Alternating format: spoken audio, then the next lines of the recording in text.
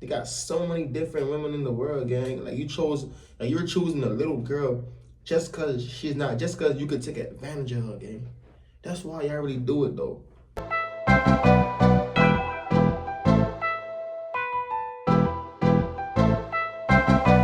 What's up, Cash Gang? It's your boy Cashout Desert, man. Back with another video for y'all boys, man. For the reactor, Detroit man kills baby mother 13-year-old niece after getting her pregnant, man. I ain't gonna lie, that song is crazy to me though. You got your baby mother 13-year-old niece though, gang, pregnant, and then you gonna kill her then? Like, don't be alarmed, don't be alarmed, don't be alarmed. That's what I said, don't be alarmed. I'm looking for my cousin that's missing. She's a 13-year-old girl. And somebody told me that she might be in this area. So I'm not trying to scare y'all, I'm just looking for my cousin. Desire Harris. Thank you very much. 13-year-old Desire Harris stepped off her school bus and disappeared. Now her family is still waiting for answers. And Chris was last seen in early January after she got off the school bus. She has not been heard from or seen since. wow. They didn't report her missing to the day after she went missing. Just the fact that this well-known pedophile was around any of them was a problem for me. Last time you picked up to your daughter's school, I said my daughter's school. I said I don't even know what school she go to. I said I've been looking for her. And they looked at each other, and I was like, what's going on? They said, your daughter's missing. You can tell somebody rest in peace when you never found their body. For me, that's tough. You never want to be the one that try to close that chapter on someone's family member, they loved one, before at least obtaining the body. Some type of evidence. I'm sure it's one person that still has some form of hope that person's still out there. But when authorities come out and say, hey, they believe this person no longer living, it's like my hands folded. They tired, rather. I wish it was something else, but that's where we at. Parents have to start being held accountable for their kids' actions. But what if your parents not in your life, and you was put on someone who probably didn't even want you? More than likely, that's the case we have here today. When I first heard about this story, I was overwhelmed. Talking about a 13-year-old girl who was allegedly pregnant, last seen getting off a school bus. And by the way, the dude who got her pregnant got kids by her aunt. But before we even go over this story, a lot of times we overlook people like this. Let me break it down. When you in jail, you got something like pen link. I'm not sure if it's different depending on where you house when you're incarcerated. But it's for other people in the free world who looking for a relationship but not necessarily can't get one. Right. And when they do find one, that inmate seem to can't do no wrong in their eyes. And I'm sure some. We built a seven-figure business as a two-person agency, and I wish we had Honeybook when we started. Something like that has something to do with this scenario. Right. When you talk about the man who the alleged perpetrator in this story, we got to bring up a man who a known ex offender on a registry list, and yet he was still allowed to be around this young girl. How? This man's a sex offender on the list, bro. How you get to be around? How, bro? Like, no. And then the family Starting to piss me off. they get aware of the situation, and they start to do their homework by looking at all public facts. That's not necessarily, and we find out who this young girl's parents are. Needless to say, we talking about a young girl who lost her mom since 2021. We'll later discuss. We talking about a young girl who dad necessarily wasn't even in her life. In an interview you'll later hear from him, he mentioned for about 8 years, he didn't know where his daughter was. Meaning since the age of 5, he was pretty much obsolete from her life. So but then we say, hey, we here today. What was he doing? Where was he at?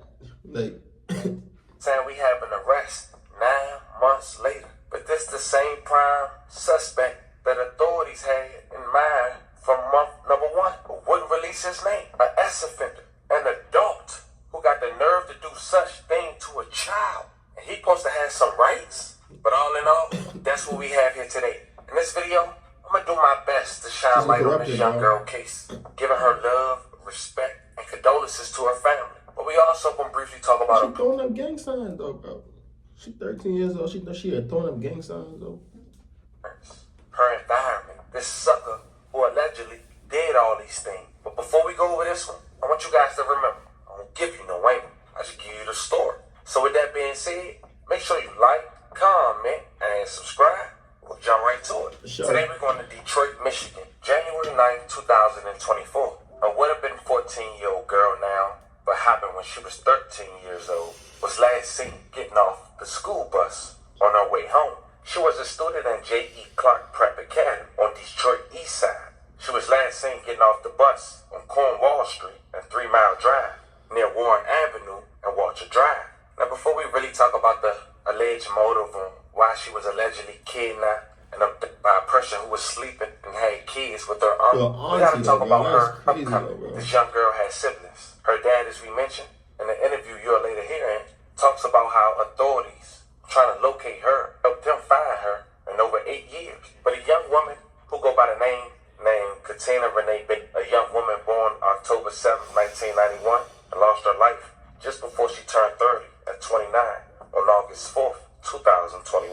Keep the time frame on the day she lost her life in mind when you hear about after authorities' investigation. They believe she was groomed by this alleged perpetrator since 2022. Wow. Now, I'm not sure how Katina lost her life, may she rest in peace, but it seems when she was just 19 years old, 10 years prior, she got arrested in Salt Lake City alongside 4 others from Michigan. Apparently, she was busted in this prostitution ring. Authorities were seeking through escort ads and other forms or ways of soliciting. But at this point, we say Nazaria had a rough out the gate, but then she was allegedly given to her aunt, a person who probably didn't want her.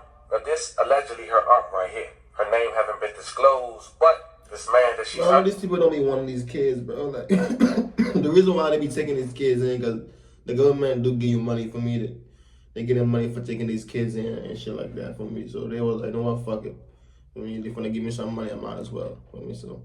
I don't be understanding that shit though, bro. Like, if you don't care about somebody, bro, let her go find somebody that's actually gonna take care of her and care about her, bro. Yeah, I be wanting to do everything for a little piece of change, man. His name has Jarvis Bucks, 41 years old, a man that's on his offenders list. We talking about a sick man, and I'm gonna disclose the details, but I want to throw an FYI for you guys. A month after Nazaria had went missing, he got arrested on unrelated charges. And that's a huge part on why authorities believe her body won't be discovered if it haven't by now. See this picture on this tablet, fam? This is the last picture. Her waving hello, where it seemed like she really saying goodbye that she made the public. It was the same video and picture she took the day she lost her life. It was a tablet at her school, but also on that tablet was messages. To who? Jarvis Buck. In those messages, it indicated that they had plans to meet up after her getting out of school. And according to the affidavit, Jarvis Butts, who as we mentioned had children with Nazaria aunt, is accused of sending sexual, explicit text messages to Nazaria beginning in September of 2022. And she had sent sexually explicit photos of herself in return. Nazaria allegedly texts Jarvis. Like, bro, on some real shit though, bro. Like, they got so many women in the world, okay? Why do y'all niggas prefer to have kids to be doing stuff with though? I don't get that, bro. They got so many different women in the world, gang. Like, you're choosing a little girl just cause you could take advantage of her, gang.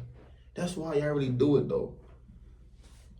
So y'all can feel like y'all have power, cause y'all know that she don't got that much sense. For me, she's not fully developed yet. Her brain's not fully developed and none of that stuff. So y'all just want to take advantage of them though, bro. Just because y'all can't do it with a grown woman. She not going for that. So y'all rather just do it with the little kids, bro. Bro, man. In September of 2023, saying she had not had her period. And in November of 2023, the evidence shows that come on, bro. This little girl just got her period, gang. She's 13. She just got that. Like, gang. And you over here having sex with this girl that's ruining her stuff. And she's barely even developed yet.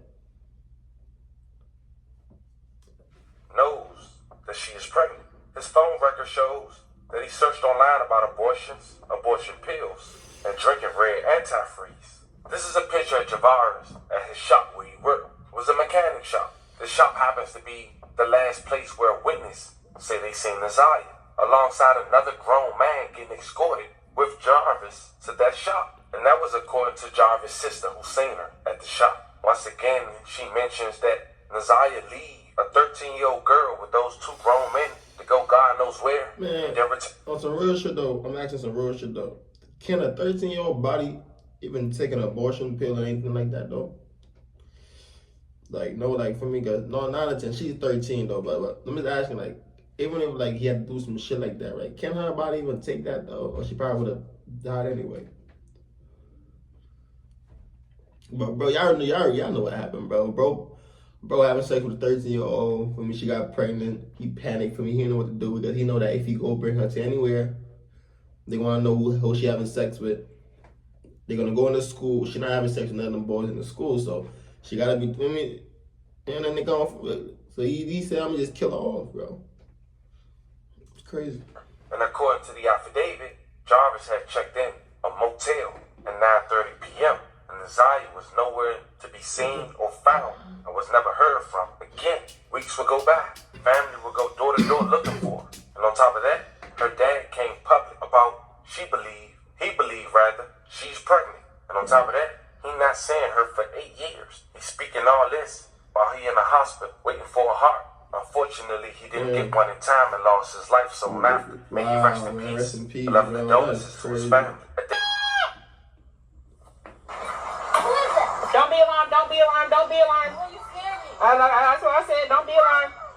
I'm looking for my cousin that's missing. She's a 13-year-old girl. And somebody told me that she might be in this area. So I'm not trying to scare y'all, I'm just looking for my cousin. Naziah Harris. Thank you very much.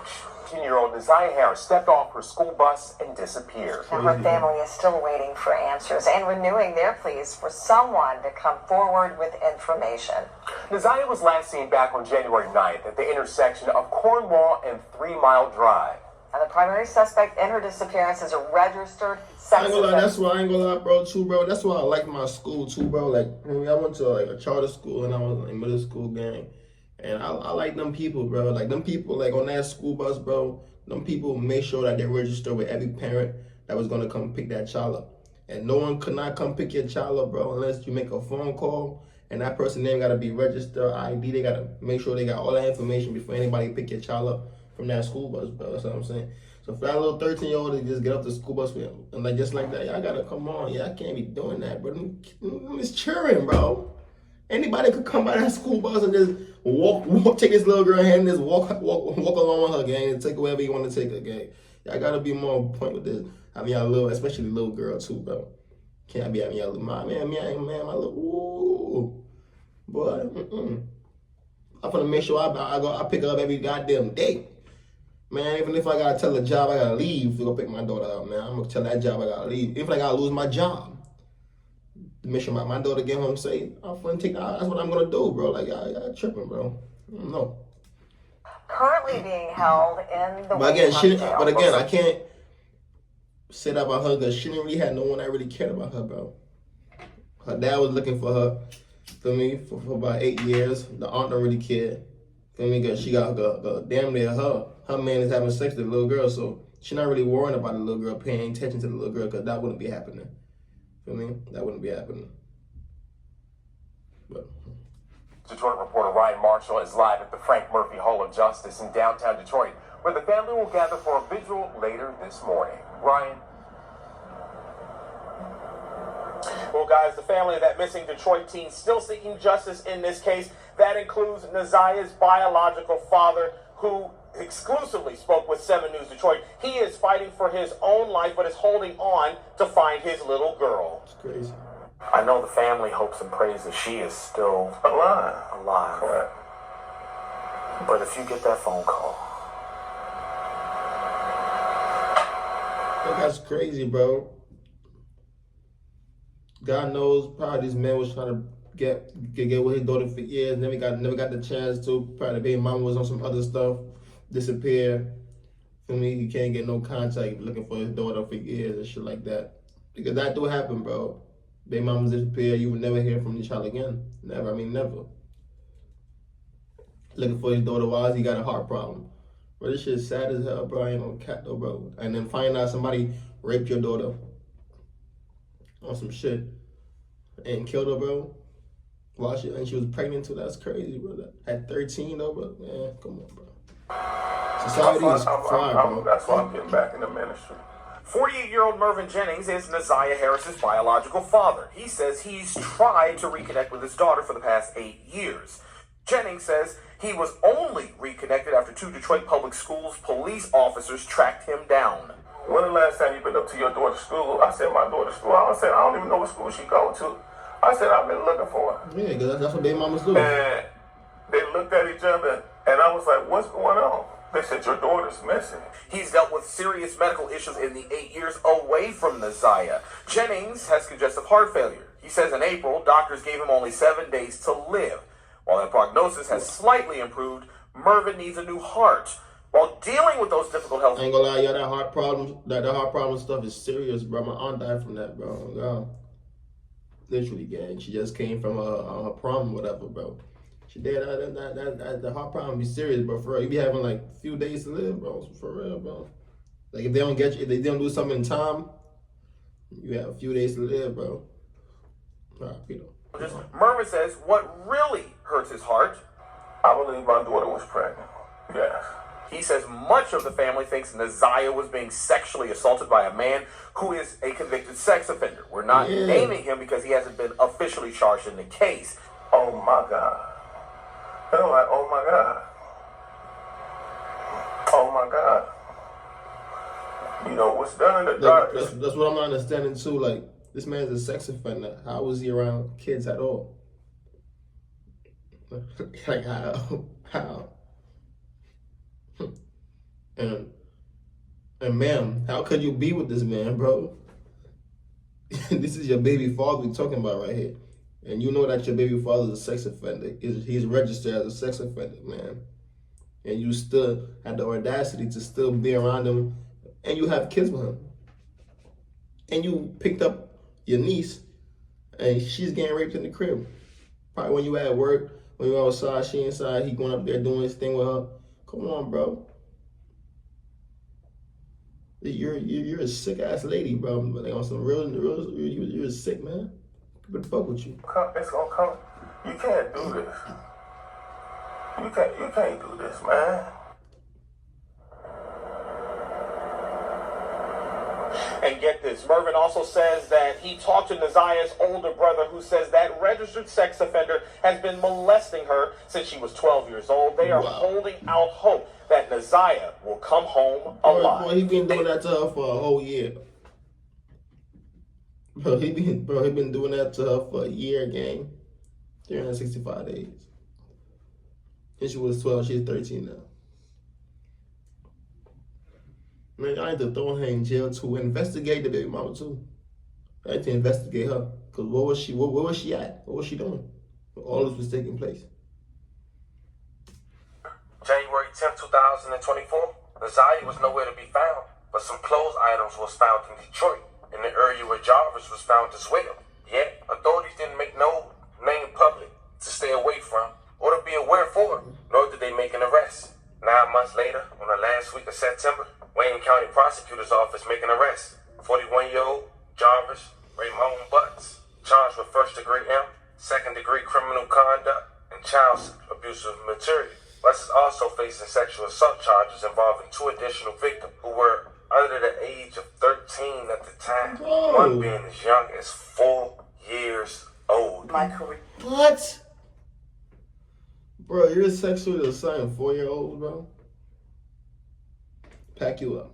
Pack you up. Pack you up, bro. They should give you a death penalty for anything, bro. Jail now, they should not put you in jail. Jail is too good for you, bro. Your ass need the death penalty, brother. Keep it a buck with you. Looking at pictures of murdered people. When I was trying homicide cases for 6 straight years, and as an assistant prosecutor, I would spend hours thinking about the victim whose case I was getting ready to try, wondering how they spent their last weeks, their last days, their last hours, and their last minutes of their lives. What were they thinking about? Did they know that the end was near? And if it was someone they knew, what must they have been thinking as they were shot, stabbed, or whatever mechanism of death was used and confronted them with by the person they knew or loved? I can't imagine the thoughts that goes through.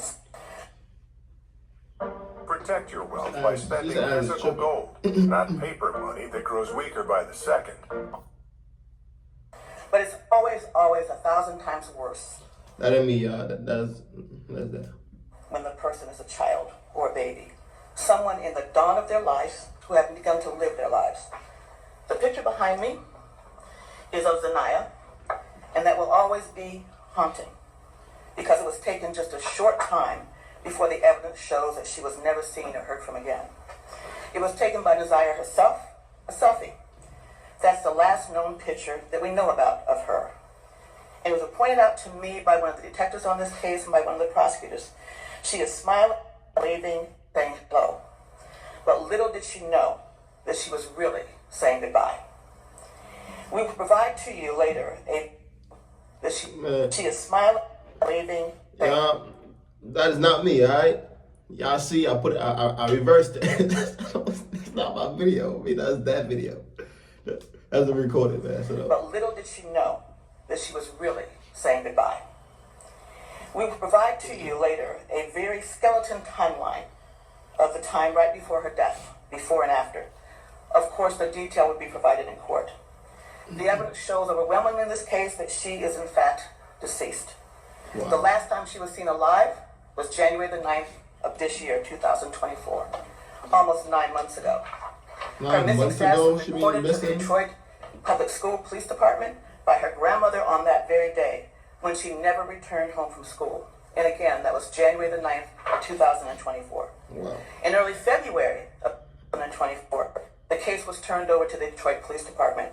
Frankly, that should have happened right away. But they began investigating immediately. The evidence would further show that through text messages that we know and that we have, Zanaya and this defendant were going to meet after school on January the 9th. We know that she did indeed meet up with the defendant that we're charging in this case. We also know that several people close to Mr. Butts, who we were charging later, saw them together in several different locations, people that he knew well. We have evidence that at 9:30 p.m. on that day, that Mr. Butts checked into a motel and that Zanaya was never seen or heard from again. Not from her family, not from her schoolmates, not from her friends, not from social media where she was extremely active with her friends, not from teachers, no one. We know that she had no medical conditions that would cause a life-threatening medical emergency to her. And he, again, was the last person that saw her alive. She would have turned 14 years old just 10 days ago on September the 16th of 2024. And again, no one has seen or heard from her. You look at that face, and you do not see the horrors that she had gone through in her short life. The exploitation, the molestations, the sexual abuse, and the pregnancy that she was concealing. The evidence will show that from one of her text messages to and with Jarvis Butts. And we also know, the evidence will show, that there's no evidence of anyone else being the father of that child other than the defendant himself, who we charge today. And he knew she was pregnant. We know that he was also searching for ways to abort the baby. We know that sexually explicit photos were requested by him of her and that she complied and sent them to her. Bro, what? This nigga is making this 13-year-old little girl send him nudes.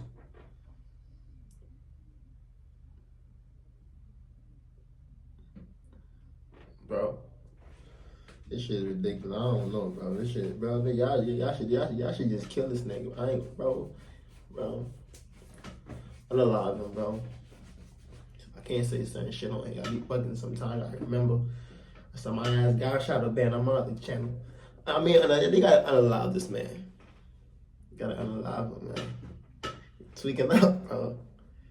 Look what this man is doing, guys. Man. All of the hands we allege, the man we are charging with her death, and also her long-term sexual abuse. In our warrant review process that Matt and Tina and others put together, excellent work on that. Video of 111 gigabytes. Witnesses and witness statements, body-worn camera, and let me not forget, it was Tina and Matt's memo, but the work of the Detroit Police Department. Anyway, we reviewed 111 gigabytes of video, witnesses and witness statements, body-worn camera footage, surveillance video, police reports, documents, 19 gigabytes, medical records, search warrant returns, phone extractions, which came to 506 gigabytes. Today we are charging Jarvis Butts with 1 count of first-degree premeditated murder, 1 count of criminal sexual conduct in the second degree, and 1 count of child sexually abusive material. My boy, they gonna eat you up in jail, boy. Ooh. Cause you know when you get in jail, they be knowing what you in there for before you even get in there. You know what I mean? Niggas got TVs, they watching the news. So before you even get up in there, they know what you in there for. So therefore, your ass grass, boy. Your ass is grass. Today we are also charging Mr. Butts with more counts of criminal sexual conduct on 2 more girls. Yes, girls. 2 more. On 2 other separate cases. 4-year, one niggas had 4. The girls in question now are 20 and 11 respectively today, but both were under the age of 13 years old at the time the offenses occurred that we're charging. We are charging that one victim who is now 20 years old, that from April of 2012 to April of 2014, it's alleged that defendant Buck sexually assaulted the victim at a residence in Detroit. Further facts and evidence on that matter will be placed on the record at the preliminary examination. In that case, we charge Mr. Butts with criminal sexual conduct, 1 count in the first degree, person under 13, defendant 17 or older. In that case, we are also charging Mr. Butts with 3 counts of criminal sexual conduct in the second degree, person under 13, defendant 17 years or older. In the second criminal sexual conduct case, well, I guess the third that we're charging today, we are alleging that the victim, who is now 13 years old, that from July 2015 through July 2017, we're alleging that he sexually assaulted residents in Detroit. Is crazy, bro. And again, further facts and evidence will be developed at the preliminary examination. Defendant Butts has been charged with, in that case, 1 count of criminal sexual conduct in the second degree. Child under the age of 13, Mr. Butts over the age of 17. Based on all the evidence that I've laid out now and much more that will be shown later in court, based on all of these cases, we will present in court Mr. Butts targeted and befriended women who had to have sexual relationships with their young daughters. He would have relationships with their mothers, but his true desire was to have sex with their young daughters. That's what the evidence will show. He was a classic and expert groomer and pedophile. It's incredibly sad, incredibly unspeakable, and we want to bring justice to her and her family. I have to take this moment to say something to you. And this is not directed at all at Nazia's family, who by all accounts had many in her family that truly loved her. This is directed to everyone else listening to me now. But we must be very careful who we let into our hearts and our homes and our lives, especially if you have children. We must be very careful who we have around our children and elders respectively. We must also be very careful who we leave our children with, even if they are in relationship partners, family, and friends. I'll say that again. Even if they are relationship partners, families, or friends. It's a very unfortunate and sick situation. Hard to say rest in peace, and I keep saying it's crazy. So as I mentioned, someone whose body hasn't even been discovered. Fam, this was the story of a man who took the life, allegedly, of his baby mother, his girlfriend, whatever you want to call it, niece, at just 13 years old, after allegedly getting her pregnant. Let me know how you guys feel about this one in the comments. Don't forget. I ain't gonna lie, bro. This for here ain't it, bro. This for here ain't not it, bro. For me, this man, y'all gotta unalive this man, bro. Like, for real. I mean, like, he gonna get unalive in it anyway if he go to jail. But once these dudes up in there, he end up for his own. He gonna be watching somebody's jaws for sure. For sure, he gonna be watching some jaws. 100%. He gonna be somebody be up in there. So, I don't know, bro. RP to the little girl, bro. RP to everybody. Other 2 little girls, man. Suffer from whatever bro did, bro. It's crazy work. Let me know how y'all boys feel about this video in the comment section, man. Hit that subscribe button. We're on the road to 500 subs, man. The grind don't stop, never gonna stop. I'm out of here.